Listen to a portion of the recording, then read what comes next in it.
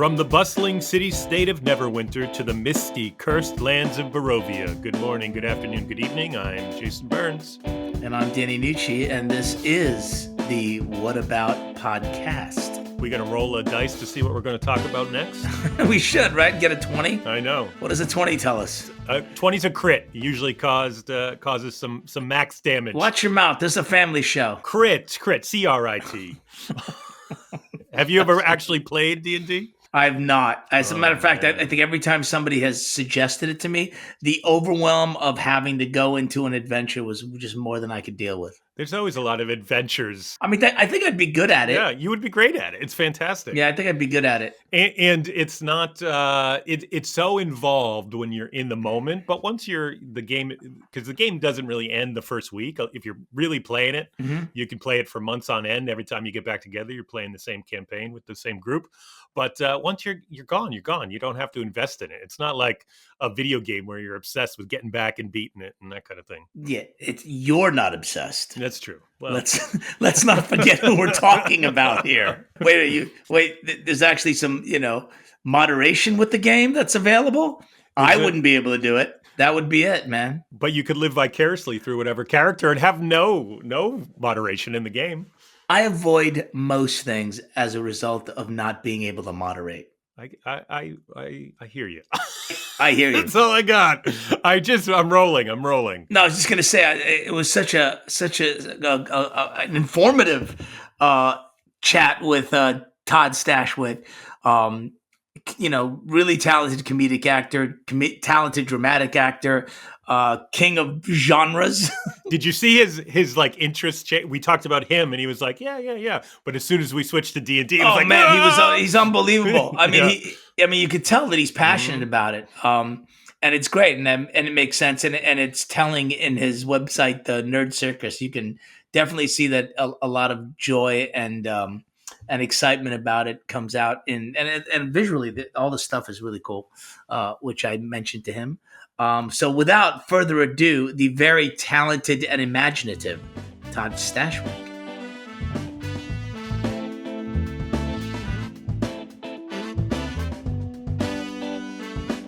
Stashalicious. How are you?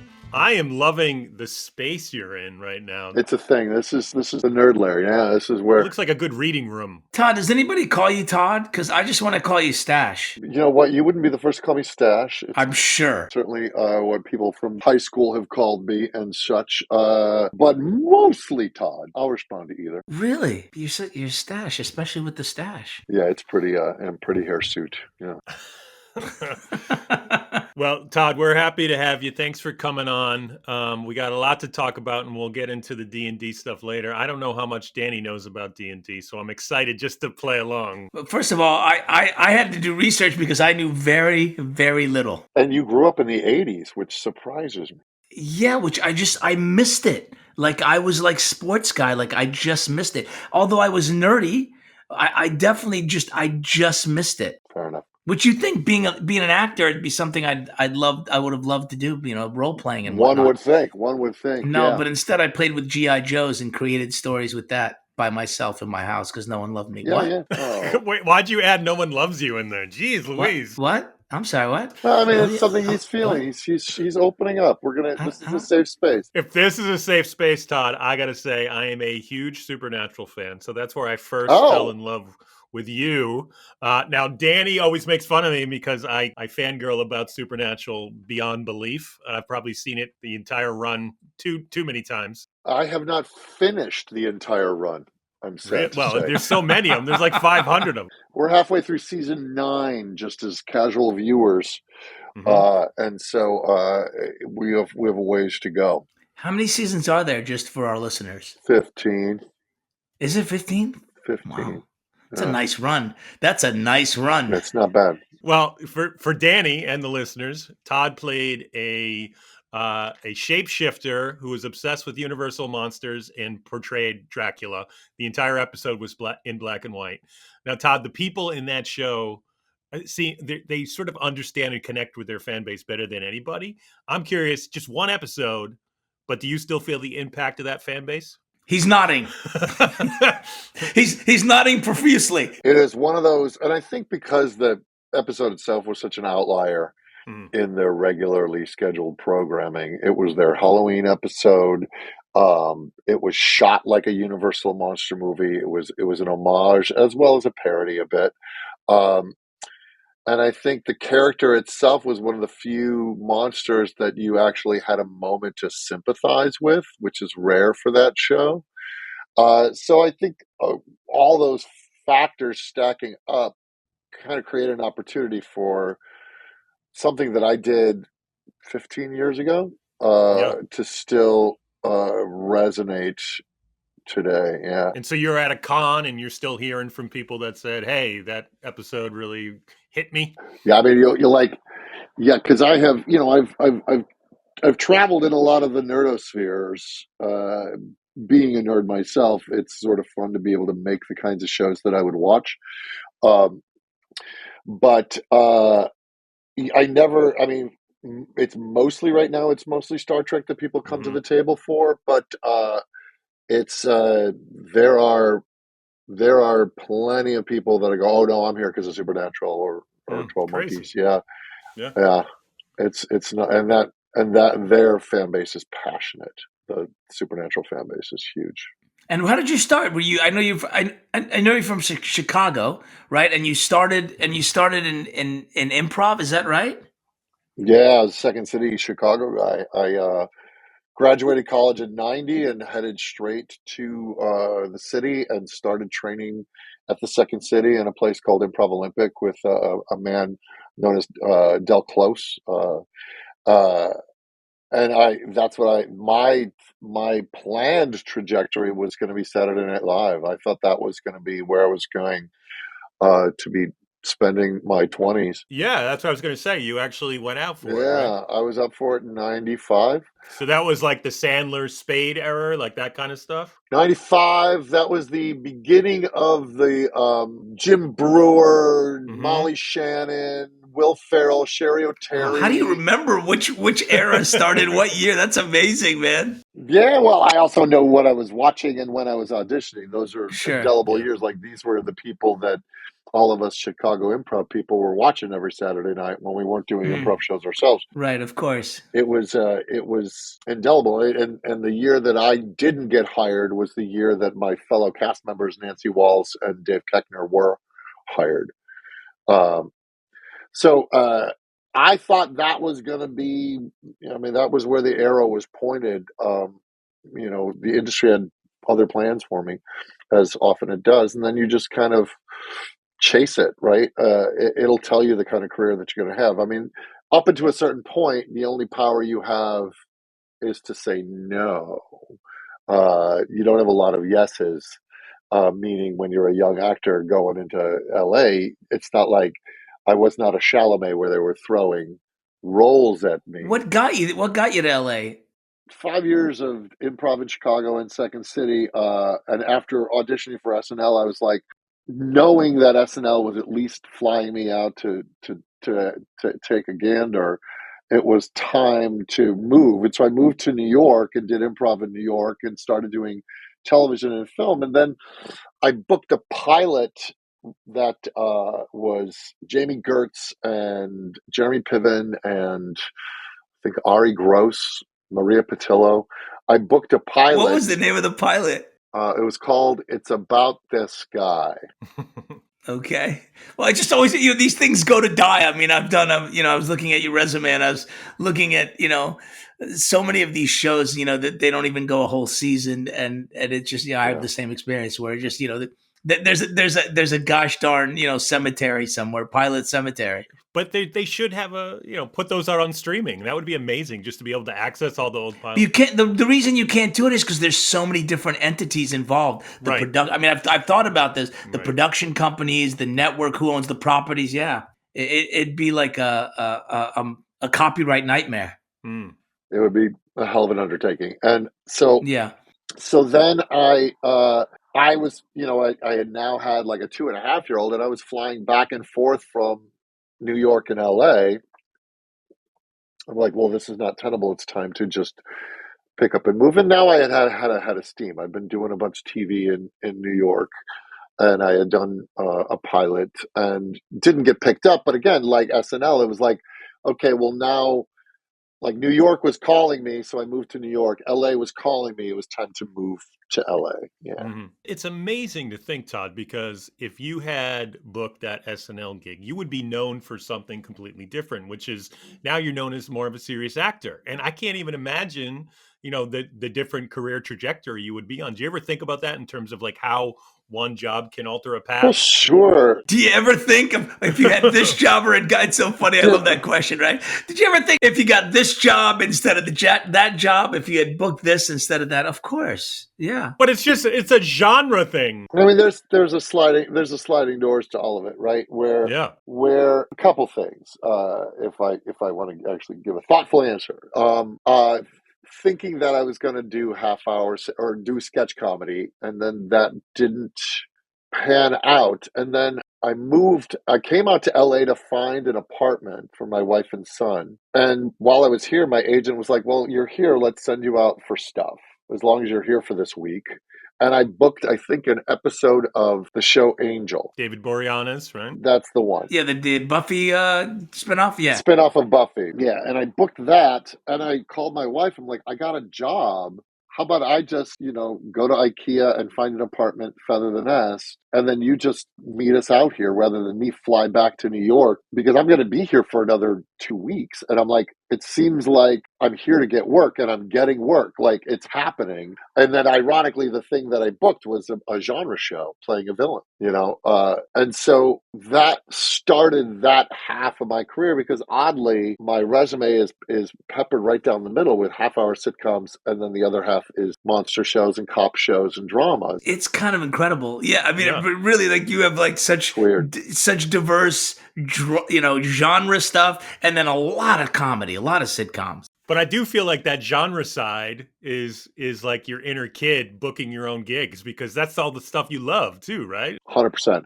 And often the fun part has been being able to flex the comedy muscles in an otherwise serious show. So that Supernatural episode had many moments of comedy. One of their funniest episodes, and that is saying a lot. Yeah, and so I often end up being like the dark guy in a sitcom or the funny guy in a drama. So it's fun. Like it's like I've often said that, like, when I book a comedy role, I try to find the darkness. When I book a dark role, I try to find the funny. My wife. You did a show with my wife. She was actually on Out of Practice. Her name is Paul Marshall. Oh my gosh! Yeah. And I was looking at your resume, and I was right. So, and she really is very much the same way. Like, I'll have like a serious. Yesterday I had like a serious period drama, like biblical period drama, and she's trying to find the comedy in. She's unbelievable. She will try to find the comedy in anything and is good at it. It's just so fun. It's like when you have that. Yeah, when you have that sitcom gift, you're just able to get that sort of funny bone out of, like, it's so funny. She's the same way. So the sliding doors moment, more than SNL, was I had booked a sitcom called Community Service. Jay Moore was the lead. Brittany Daniels, Marion Ross. It was like when people were trying to make this version of My Name is Earl. Like, here's a guy with a list of tasks that he has to achieve, and there's your seasons, right? Mm-hmm. Yeah, the built-in 100 episodes. Yeah, Jay Moore was a New York lawyer. His girlfriend or fiance left him, went back to her small town, and Jay's like, I'm going to go and try and get her back.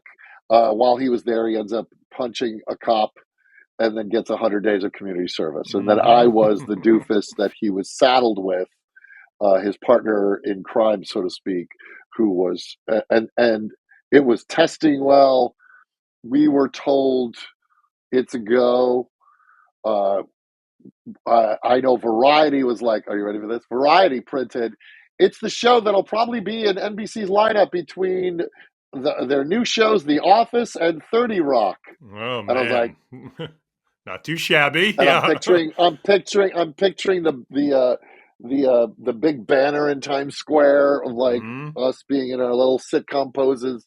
and I'm going to be like must-see TV, right? Here we go. And I think this might have been 2006 or 7, right? For whatever reasons were going on, there was a show that was picked up instead of ours. I think it was Andy Barker. I think it was the Conan O'Brien produced show, which was ironic because I had done 2 years of Conan's show when I was living in New York, just doing the comedy bits on that. And so they picked up that show. We were just tossed out. We didn't go. And I was like, well, yeah, again, your brain starts planning. I'm going to be sitcom guy. And then, like 6 weeks after that, I was a replacement on a show called The Riches with Minnie Driver and Eddie Izzard, now Susie. And uh, that changed everything because now I was suddenly on like a critically acclaimed drama on FX. Went from doing a half-hour sitcom to a critically acclaimed drama. And that job actually helped me land 12 Monkeys, which helped me land Star Trek. So everything goes where it's supposed to. So when was the last time, Todd, that you flexed the improv muscles on stage? Have you done it at all lately? Well, I flex it all the time doing D&D, but on stage, like got up and did. Oh, I take that back. Last summer, I was in New York for a convention. And my old New York improv group still performs. We were called Burn Manhattan. The trio of them are now called Centralia. And we did a Burn Manhattan reunion show in New York last summer. Did it still feel good? It felt there. It felt like, nice. I mean, it's like you're using those muscles all the time. And I'll be doing some on the Star Trek cruise in 2 weeks. Well, it's your foundation. I mean, it's really, it's your foundation, of course. It's talk about like riding a bike. What about Dungeons and Dragons?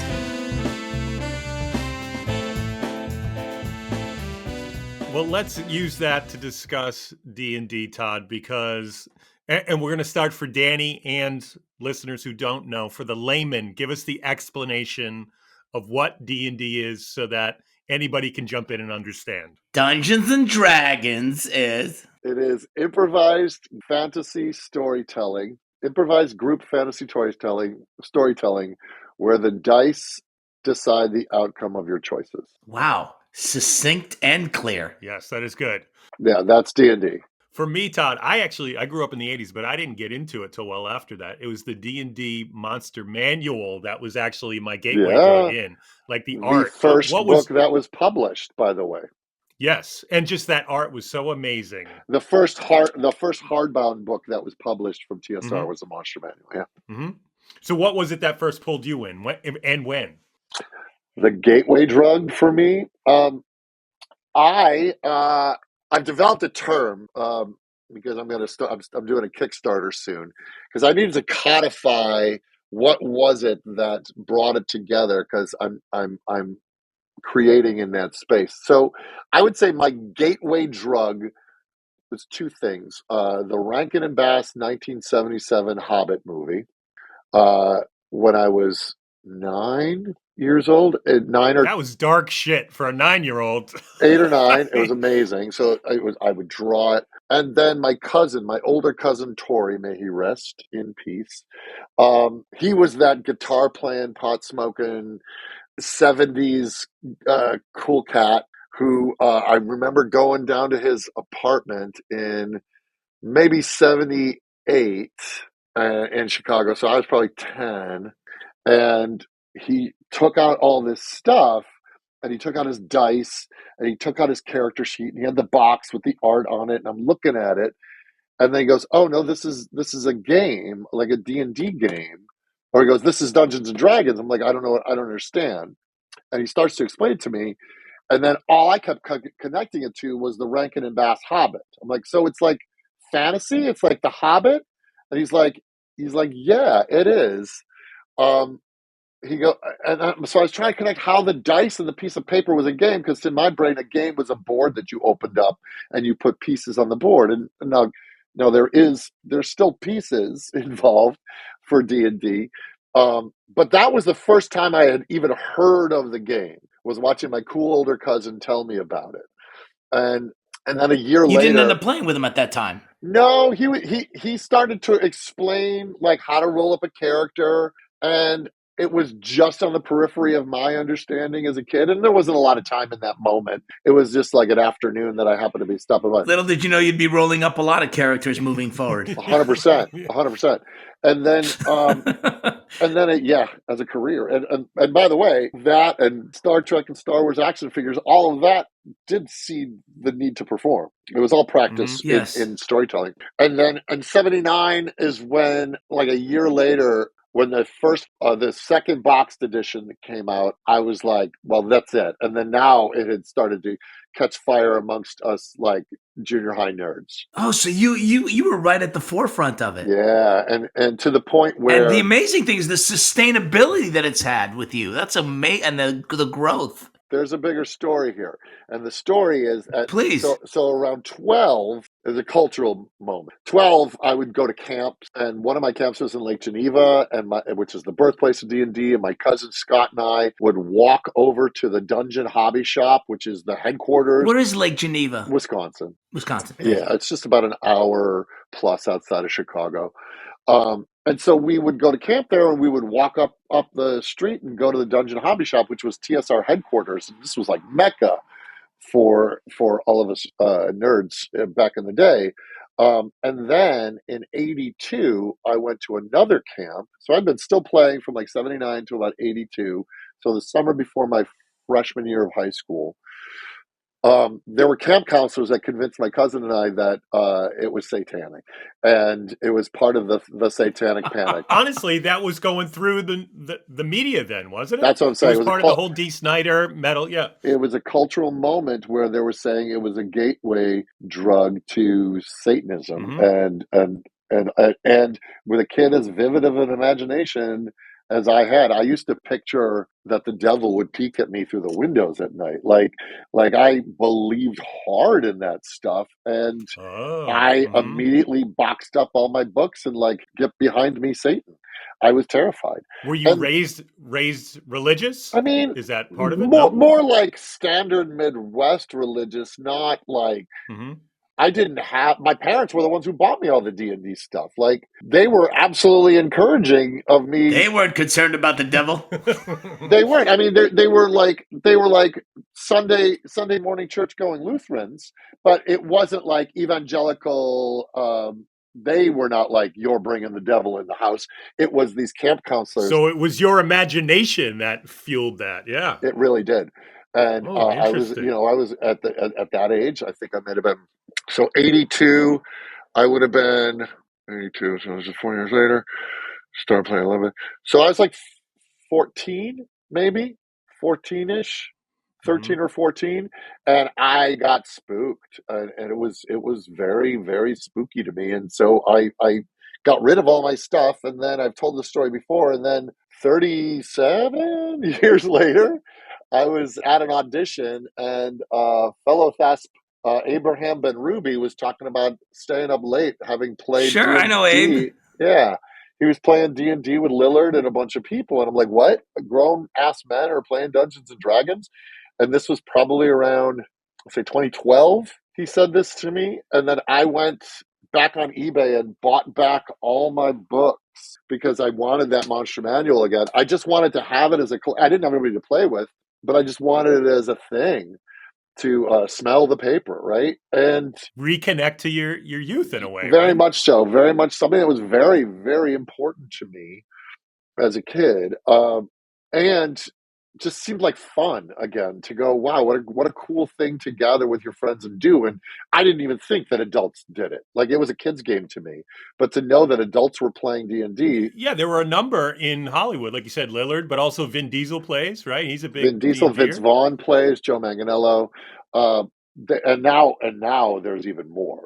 We've exponentially grown. And I think the lockdown helped a lot because it gave us something to do on Zoom. But then about 2015, when the 5th edition of D&D rolled around, I was just like, enough is enough. I got to start playing this game. I made an announcement on social media. I'm like, I got to start playing D&D again. And my buddy, actor Yuri Lowenthal, showed up at my house with a starter kit. He hands it to me. He says, happy birthday. I want to start playing too. So I was about to Nice. start playing in 2014, and then I booked 12 Monkeys and moved to Toronto for 3 years. So one of my trainers for 12 Monkeys was a dungeon master. Said, when you finish 12 Monkeys in 2017, we will get a game together. He also knew Yuri. So I've been playing pretty steady since 2017 and 2018. And that led me into my teaching my daughter the game, and she is now her own dungeon master. And it has become very much part of my identity now. And what is your go-to campaign? What's your favorite? Well, for me, it's Curse of Strahd, a little gothic horror. Homebrew. Right. So to what I was saying earlier, I play a lot in Forgotten Realms, but it's not a written module. It's a module. Look at me, I'm dating myself. It's not a written module. It's one that I'm writing myself, and then I'm creating and kickstarting with my buddy David Nett, our own realm. We're going to create our own D&D. I was going to say, it seems like a perfect progression from where you are. I mean, I was looking at your Nerd Circus website, and I mean, it is your wheelhouse. This is where you thrive. This is where, I mean, it does feel like you've created your own version of all of this, and it's well thought out. Thanks. It's interesting, and the merch is great. The stuff's looking at the merch looks great too. I know. I got to get some influence tokens. Those are badass. It's aren't they fun? The little inspirations. Yeah. So the Nerd Circus grew out of, again, the pandemic, when I had idle hands and a lot of time and all of it could be done from a laptop. And just contacting vendors and contacting people. And then I met a guy who was a former Imagineer, and I taught him how to play D&D, and he schooled me in the ways of tiki drinks, and we co-wrote a D&D inspired cocktail book during the pandemic. What is an Imagineer? Am I supposed to know what that is? Disney employee who works out at the parks, like creates, art directs. Imagineer. The Imagineers. Sure. Yeah. They were they're the guys that there's a whole different there's some that are called Imagineers that actually do the actual animatronics for Pirates of the Caribbean, and there's some that, like, he art directed and worked on the art team for Trader Sam's, the tiki bar there, and so he knows that world, and so we created a D&D themed tiki cocktail book called Mystic Libations. And there's a table too, right? Oh yes. I've created, it's a mess right now, but I've created or I didn't create it. This guy Michael Jimenez at a company called the Weathered Dragon. We developed. You can see a little bit of it right here. We developed a D&D gaming table. It's a mess right now. I saw that on the website. A gaming table. Yeah, and it's a Stashwick signature, people. So it literally has my signature on it. And we designed it for my nerd lair. He has some that are bigger, but I like my space couldn't have a huge table. So he's like, what if we craft one specifically for your room, but then I sell it on my site, called the Stashwick. What is the percentage of playing D&D online and playing D&D in person for you? I don't do much D&D online. I only do it for special events, such as, I mean, Zoom. I guess I meant more Zoom. Sorry, yeah, rather no, not that's in what person. you Is meant. I No, guess that's my what you point. meant. I know what you meant. Okay. Streaming. I have played. I mean, during the pandemic, I would play once a week. I would play D&D on Zoom with friends. We didn't have anything else to do. Like, nobody was working. It was, but I only now reserve streaming games for charity. To use those nerdy powers for good.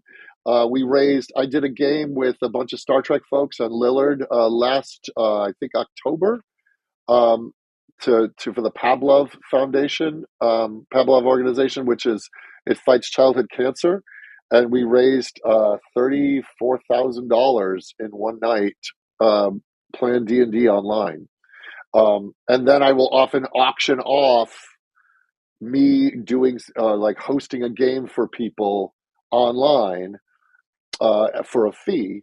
and all that money goes to fight childhood cancer. So I'll be doing I was another going one to of say, those. do you get Dungeon Master requests? I do, but I mean, there's only so much time. Do you get like personal Dungeon Master requests? I have. I just there's only so much bandwidth. But I try to then reserve that because people are interested. They love to watch people play D&D. It's cool.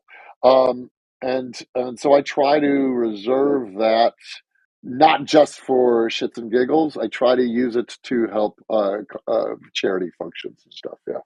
Well, especially somebody like you with the acting chops and the imagination that you have. I'm sure it's a whole other level. I'm It's sure. really it's a whole Not lot. only is it interesting and fascinating, but it's extremely entertaining. Yeah, you can watch it. You can go to miniterraindomain.com and look at our game. It was called Legends of Eleonora, The Light of the Child, and you could watch the game that we did with Lillard, and it was Mika Burton and Jack Quaid and Tawny Newsome, and then we auctioned off 2 seats at the table, so 2 guests popped in as well and played the game with us, and then people watched online, and they could donate to affect the rolls, to affect the game. Oh, that's great. Awesome. So it's Oh, that's interactive. great. Yeah, it's cool. And we're going to do it.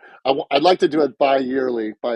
Playing online with friends is tough, even during the COVID shutdown, because inevitably one guy gets up to get a drink or something, and the flow of the game doesn't move. The in-person games, you can crack the whip a little better. And that's what it's for, though. Ideally, the best thing about D&D is that it gets people around a table and off a screen. It is the antithesis of a digital experience. Now, get around a table, you mean get around a Stashwick, right? Get around the Stashwick. The Stashwick. Let's see if we can get him to talk. There he goes. Oh, look at that. Look at that. Describe that, Jay. I have a dragon. But wow. Yeah, so I love the theater of it all. And so I love the table actually has a topper, and then you can remove it and has a vault with lights, so you can put the mini set up and reveal it during the game. I love D&D because it scratches that improv itch that I just don't have the energy to book out a theater and try to get a cast and sell tickets. I like the improvised nature, and I like the community that it is, the fellowship, no pun intended, of gathering around the table and telling a story. It's old as time. And I love that you had a 37-year break, and you're really making up for lost time now. You're putting a dragon in your room. This is amazing. Yeah, I mean, well, you have the appreciation. I mean, I love it's what part of what happens when you get older. You start to appreciate these things that you took for granted, right? I did the same thing as a kid. I always wanted the Pterodrome from G.I. Joe. And then as an adult, I never got it as a kid. I bought like 4 of them. Yep. And my wife was like, whoa, we gotta stop this now. Come on. No, I was going to say the joke is you spend your adult life living the childhood of your dreams, right? So, I have installed, I've got the arcade machines, all the Star Trek toys over there, and this is the nerd lair. And so, and I basically wanted to recreate the 80s, 70s basement of my dreams. So I have the orange shag carpet. And it's all here. It's all here. You collected Star Trek as a kid, and then now my first action figures were Kirk, Spock, and McCoy, given to me by the same cousin that turned me on to D&D. Yeah. Mm-hmm. I love this guy. What an influence. I know. Yeah. He was a special dude. So we have an audience question. Oh, please. Or as Jason would say, a listener question. Mm-hmm. So Ken D wants to know, you're face to face with a gelatinous cube and low on hit points. What do you do? Run. Run. There is no shame. There is no shame in escaping. And the thing about a gelatinous cube is technically it does not have a lot of movement on its turn. So unless it's blocking your only exit, if you're low on hit points, you don't want to suffer any of that acid damage, because if you're low on hit points, it can consume you. You could also you could burn it, but it's not going to. It's unless you have no other escape and you're low on hit points, run, man. run. Yeah. Well, unless there's a crafty dungeon master and the gelatinous cube is blocking the exit, which is usually the case. Well, that's what at I'm least saying. Like, that's in how my you games. do it. Like, I've actually put it where Yeah. the key that you need is in the middle of the gelatinous cube. So Inside, of you course. have to Yes. find a way to get into it and get it out. But that's the truth. It's like, run. Like, a lot of people think that you have to fight every fight to the death, but part of the story Mhm. is like being smart. You know, Gary Gygax, the co-creator of D&D, said he's like, I don't kill players. Players kill themselves with terrible decisions. They do. Egos kill players is what happens. You can hear the experience. You can hear that. Of course, there's no shame in running, right? It's the humility of having played a few times. You know what? Sometimes you just run. It's great. It's great. Yeah, you're right. You get out of there. If you're low on hit points. Well, Todd, how can people track down the Nerd Circus and get their own The Stashwick? Oh, okay. Well, the Stashwick is available at theweathereddragon.com. It is a premium item, FYI. It is an heirloom piece that you would pass on to your children. So it's not like you're not going to IKEA and getting something. It's a special piece, and it's also all customized. You would work with Michael Jimenez, and you would add your own personal touches. So your table would be different than other people's table. Ultimately, That's cool. he adds phrases, he adds markings. It's all done. He's got several different models of table. One of them being the Stashwick. And then my stuff is thenerdcircus.com. So my company isn't the Weather Dragon. My company is the Nerd Circus, where I sell like Mai Tai glasses and T-shirts and dice boxes and that sort of accoutrement as I go forward. And then our Kickstarter that's coming up.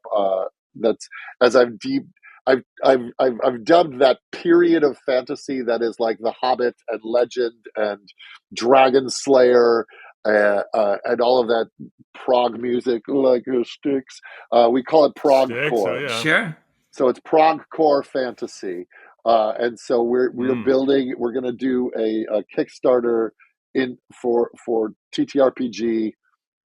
In that vibe. That's the kind of fantasy vibe it's going to have. Unlike, I would say, some of D&D currently feels like Italian Renaissance, like the movie sort of feels like Italian Renaissance. This goes further back. This is more of a Dark Ages, dark fantasy vibe. And I do want to plug, too, because I saw you post about it today. You have a podcast coming up that's Imagination Meditation, which sounds pretty awesome. Yeah, it's not mine. I didn't create it, but this company created a website called Anomaly. It's going to be a podcast that opens on the 12th. It's quite cool. So it's a guided meditation. So it's about stress relief and releasing of anxiety and whatnot.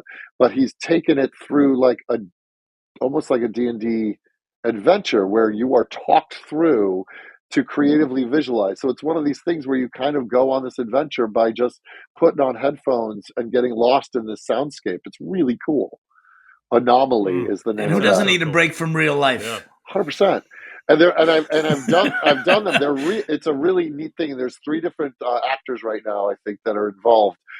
So I'm just one of them, and I do some of the episodes. But the idea is that it will all tether together as one continuous adventure. But it's like at the when you're trying to blow off steam, but you just kind of want to use your imagination and relax and meditate. That's what the Anomaly podcast is. It's cool. That's cool because sometimes I love to meditate, but I have a hard time shutting down the brain. So why not just let it run free? I know. And then this will give you like imagery and give you thoughts and like little mental exercises as you kind of go through the campaign. It's cool. It was a really fresh idea. Well, I'm going to come lay on your shag carpet. That's what I'm doing. As long as it keeps you coming back, JB, you know what I mean? You're like, I like this. That's the whole point. You got to like it. Yeah.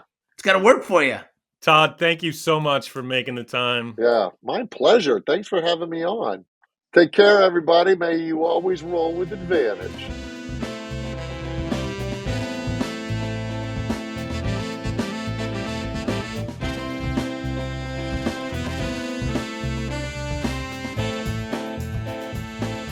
All right, I got to admit, A couple of times you guys were saying things and I just like literally left because I had no idea what you were referencing. Like gelatinous cubes? No, I knew I figured out gelatinous cube, but I love that he was like right on it, right? He's like, oh yeah, of course, gelatinous cube. I can just imagine listeners that have no clue about D&D like I did before this podcast.